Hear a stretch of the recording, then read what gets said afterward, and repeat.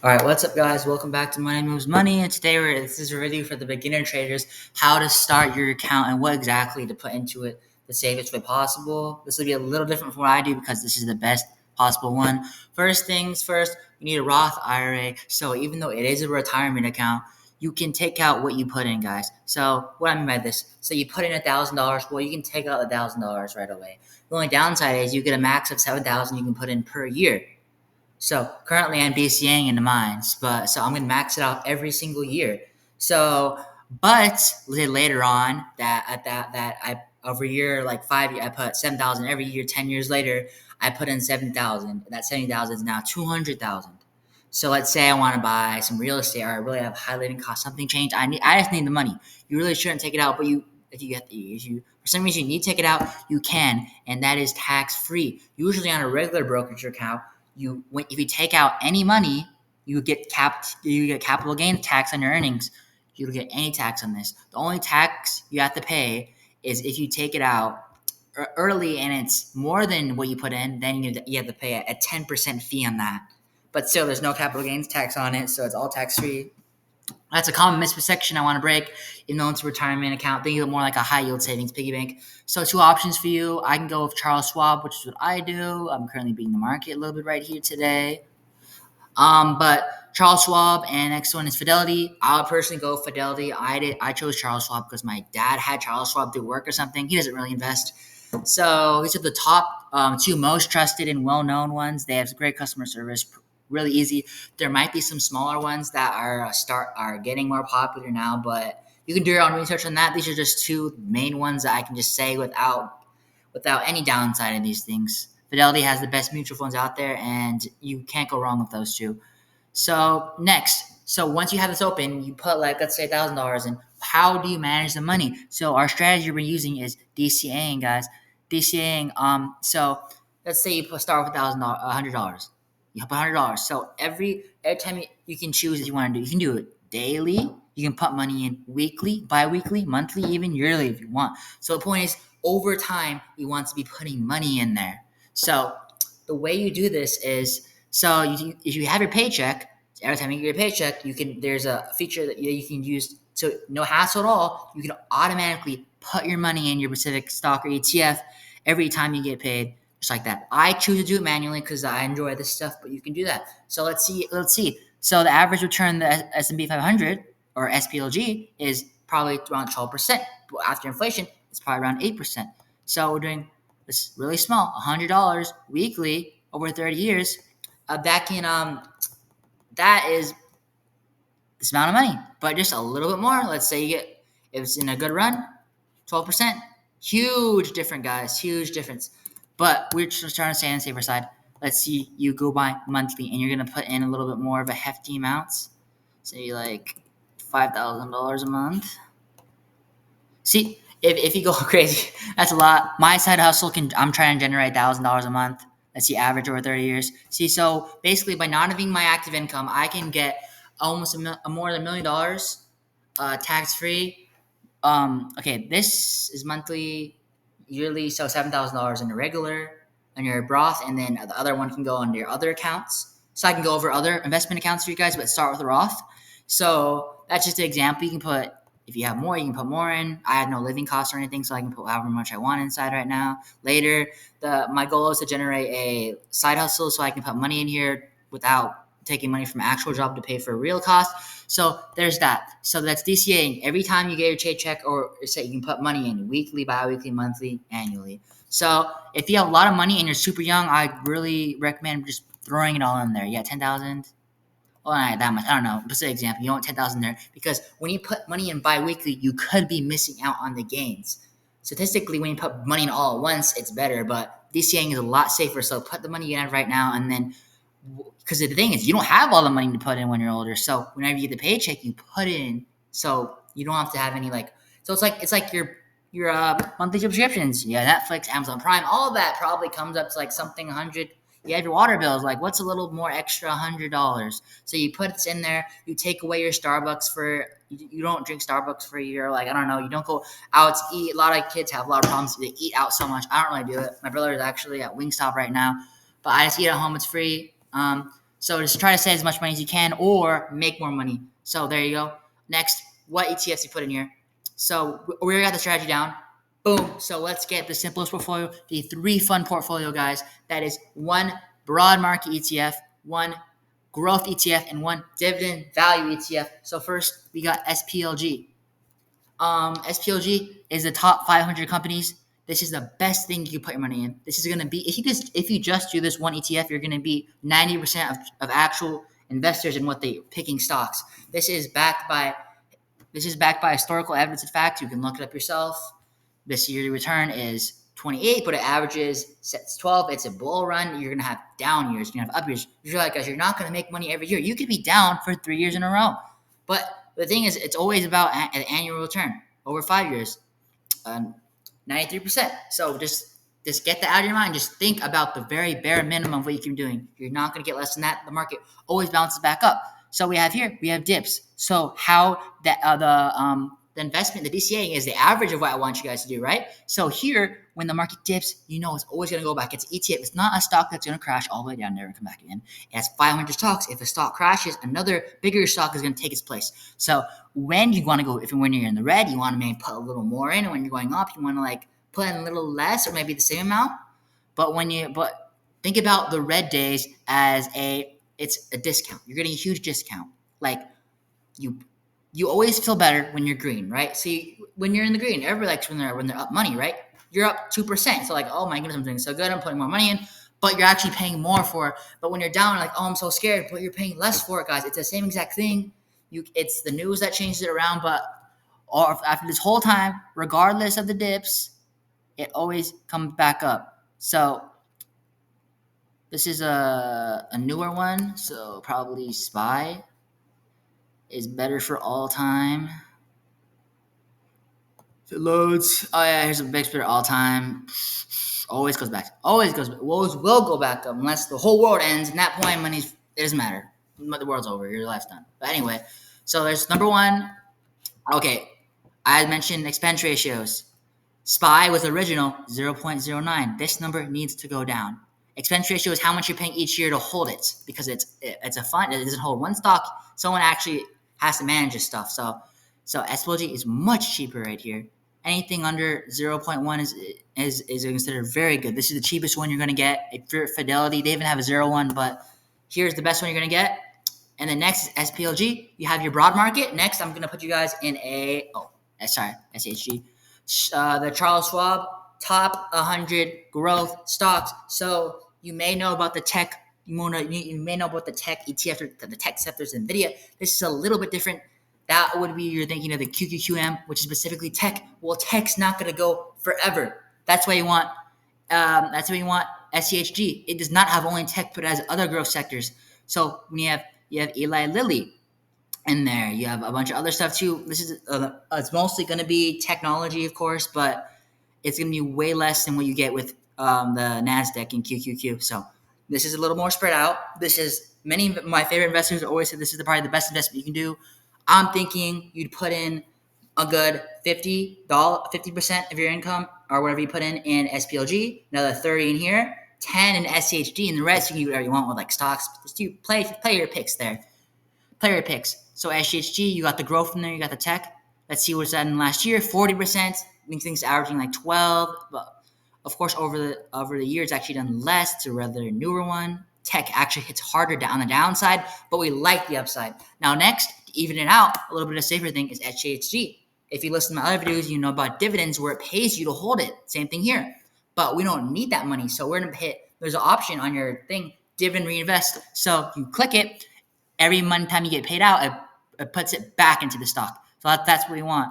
So average year return, 10%, not bad. I think this is probably doing 12.5. So a little thing that you would note for this one is that it actually kind of like a little buffet between the main growth stocks and value versus dividend stocks. So here you can see not that much of a dip versus here, which you have a little dip here. So 2022 didn't fall as much, just a little bit safer, and you get the upside of dividends. So I got you with the SPLG at the 50. I have the uh, S flip SCH SPLG. Sorry, they're so similar name. SPLG at 50, SCHG at 30, and then I got SCHG at. They're similar ones. There's like different names. These I picked some reason I picked the ones that are the hardest to remember. Well, they are easy to remember, but they're the same thing. This one at 10%, and the rest just throw it in whatever you want. If you want other picks, download this app called Blossom. Here is the little symbol. Search up like Blossom stock app. It's like right here in the middle, the little flower. I currently have like, let me see, 500 people following and doing my exact trades right now. So you can just follow me, and I post in there sometimes, so you can see what I'm doing and put the rest in there. And I'm like, oh, you'll beat the market. Maybe. I can't guarantee it. Anyway, so let's do a little comparison between SPLG and SCHG. The growth versus a base is going to be very similar because a lot of the high growth ones are in the base, the broad range market. Of course, SPLG being a broad range is a little less expensive. SPLG is probably one of the cheaper growth ones you can get, which is nice. So, guys, get this. Some of the ETFs I hold, like the cash flow one, is at 0.6. This is how much smaller this is. 0.6 is the highest one I hold, and this is look how much smaller this is. You're going to be saving a lot more money over the long run. So, amount of stocks in here, 05, it's 500. This is a little less, but still a lot of broad range. You see the as in the last year, it's been a little same. The SCG, of course, is growth because it's the bull market. It's been a little better. 1 month average, 10-year averages. So you see that actually catches up, but then it slows down again here. This is the growth, and this is the broad. So let's go in the top 10 holdings. Basically, they're going to be almost similar, but you probably have a little bit different because this is all going to be tech in here, but then you have Eli Lilly in here. Actually, Berkshire. Oh, I forgot. Berkshire is not a growth stock because it's a financial stock. So you got a financial on here. Let's go to the sectors. ACHD, of course, is going to be more in the technology, and then it goes to finance. One of my favorite sectors is more in SPLG. So you want to have it has a little more of everything. And SCHG is overrated in technology. But of course, tech is going to be probably one of the best sectors moving forward. So you want to have that. Next, you have SCHG versus, this is the dividend one versus the broad market. I know the names are confusing. So here we go on the year to date. So you see it as does not. On the bottom, we have the dividend. On top, we have the broad. It doesn't dip as much, catching back up. It's running a little bit away because it's a bull market. But when it's in a bear market or it's going down, this will actually level your playing field a little bit. So that's why I have a little 10% in there. The value stocks. A lot of stocks in here like Coca-Cola, AbbVie, BlackRock, Home Depot. There's actually another option that I actually like a little bit more, DGRO. So if you want to, you can go ahead and put 5% SHG, 5% DGRO because they have some stocks I like in here a little bit better. So I love JP Morgan, ExxonMobil, gas right there. Johnson, personally hold Johnson & Johnson. Chevron, it's a little bit more of a diversification here, a little more growthy. So you can go the 5% on your dividend side, 5% DGRO, and 5% SHG, basically the same dividends. So you have that. That's basically the portfolio I would recommend for you guys. And then let's see anything else. Yeah, that's basically the overview. All right, just so you guys don't know, I'm not calling bullshit, guys. This is my original plan before I got more into this. I had the SHG, DGRO, the VOO. The VOO is the same thing as SPLG, and then QQQM, which would be your growth. I messed up a little because I was a little noob. I was having this professional help me out here.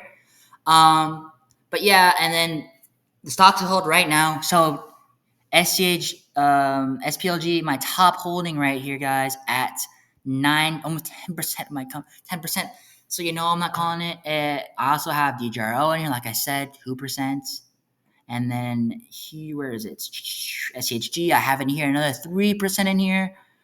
So I have all of these in here, guys. I don't have the growth one because I picked my growth stocks now, but I should have it in here. I'll put it in here. And this is the one I'm talking about has the 0.6 expense ratio, but I like this one but you do not need that. If you want you want a little more taste in there, you want a little bit on the risky side, GLDM, get some gold in there. That will level out your portfolio. You want something that doesn't fluctuate with the market. And then have a Bitcoin ETF. Bitcoin has a percent you want to shoot up. So let's go into it. So let's make a quick little Google Docs here. Yeah, this is I saved my links in here. And so let's see, let's make it SPLG. We have 50%, maybe 45 to 50, probably like 45 to 50, 40, 50% there. And you have SCHG, 25, 30%. We have 80 already. And you have SCHG, and then you got 5%, DGRO. These are all really cheap ones. 5%. You got GLDM. You're gonna definitely get that gold. You want to hold commodities. GLDM. Another maybe 2.5. Okay. And then there's nice little zero expense. I know that I don't hold it because I didn't change it yet. Zero expense ratio Bitcoin ETF. Bitcoin ETFs. There's a lot of these here, so I'll just take whatever. This one. I think I held the Franklin one actually. Maybe it dropped it to zero recently. I'm not sure. But make sure it's zero. And you got this one, the ticker symbol EZBK, because it's easy Bitcoin, guys. Funny joke here. And the rest, or you can average it out here. Stocks, other. You can use stocks. You can do other ETFs like cows or UFLO. I like those too. Or you can accumulate the stocks. Amazon. Amazon's one I'm bullish on, and then if you can watch my other videos, you want to see my single stocks. I have a lot of financials in there. And anyway, so this is what you want to be going. You want to make sure to DCA into this dollar cost average. Type it out so it's easy to see. DCA, dollar cost average. So make sure you got to put 1 month. You have to start off with 100,000, and then you add 100 weekly. And then and remember that you can take it out of your Roth. You can take out your contributions. All right, next thing's next. We got you set up. Boom. You're not rich yet. So what? Okay. Next thing you need to do is you need since you're to be turning 18 soon, or some of you are 18, you need to open a high yield savings account. You already have your checking account with. You should have a checking account, which you get money from your employer, right? Well, it's not building any wealth. Even a regular savings account, you're not building any wealth. So my trusty nerd wallets here, I got best high yield savings account. So you can, there you go. W nerd wallet. I'm going to use SoFi. You get 4%, 4.6% on just your cash sitting there. Zero risk up to $2 million insured right there. $2 million. There might be and then you got these other ones, Citibank, American Express. If you want bigger banks, you can even go with the American Express or maybe Capital One. Do your own research to see if your bank, my parents' bank, recommends one. I'm going to SoFi. SoFi, it's online. It's a little newer. And put some money in there too if you have money saving for emergency fund. And then make sure you also look into your credit cards. NerdWallet should have something in credit cards. I like the SoFi credit card because you get 2% cash back on anything you purchase. So anything you purchase, and then extra 0.2, so 2.2 if you hold a banking account, which is what I'm doing, so 2.2% on that. Make sure to pay back. You want to have good credit.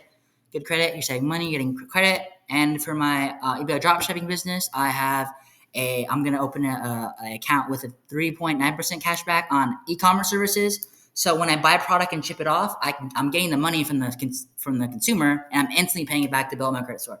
So that's another plan I have in there. So if you guys want to keep following me, that'll be great. Remember, download Blossom and follow me. My handle is ETF Emerald, so you can search me up pretty well. I post not daily, like maybe every other day. So I hope this video helped. And if you haven't started, please start this. Open it up. You don't have to do anything. Just make sure you have it. Search up other videos. There's a ton of videos on there. If you recommend the best thing for beginners, this will be up here. They'll recommend S&P 500, a growth, and a dividend. But I'm giving you even better. I'm adding some gold and Bitcoin in there for the growth because I know you guys love the growth. So anyway, guys, if you like this video, subscribe down below and see ya.